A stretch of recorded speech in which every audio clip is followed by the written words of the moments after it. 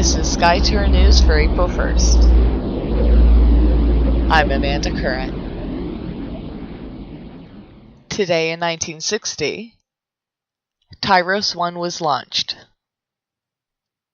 The Tyros 1 spacecraft was launched by NASA and partners at 6:40 a.m. Eastern Standard Time today in 1960 from Cape Canaveral, Florida, and became the first successful low Earth orbital weather satellite and the first of a series of television infrared observation satellites.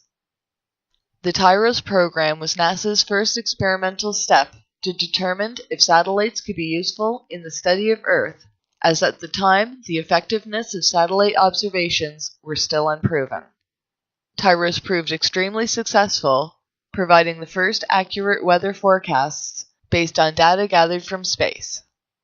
Tyros began continuous coverage of the Earth's weather in 1962 and was used by meteorologists worldwide.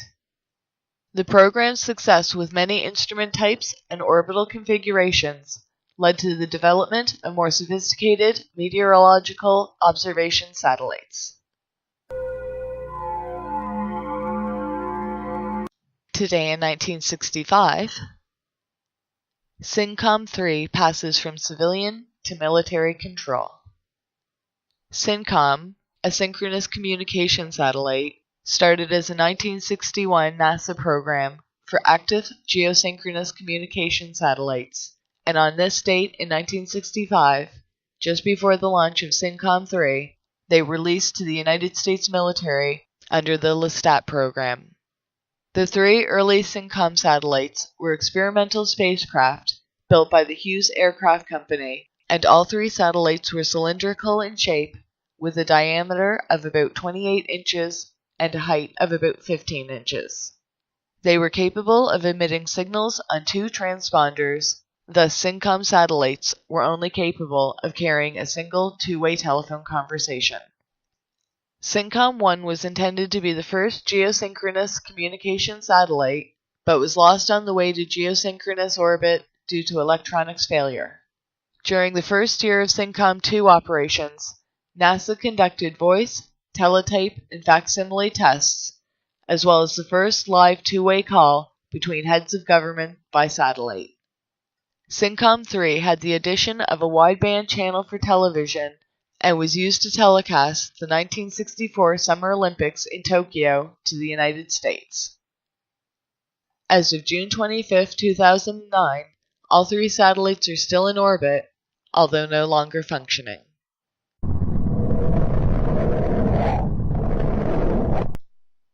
Today in 1997, the comet Hale-Bopp-Perihelion. Dubbed the Great Comet of 1997, it was discovered on July 23, 1995, separately by Alan Hale and Thomas Bopp, prior to it becoming visible with the naked eye from Earth.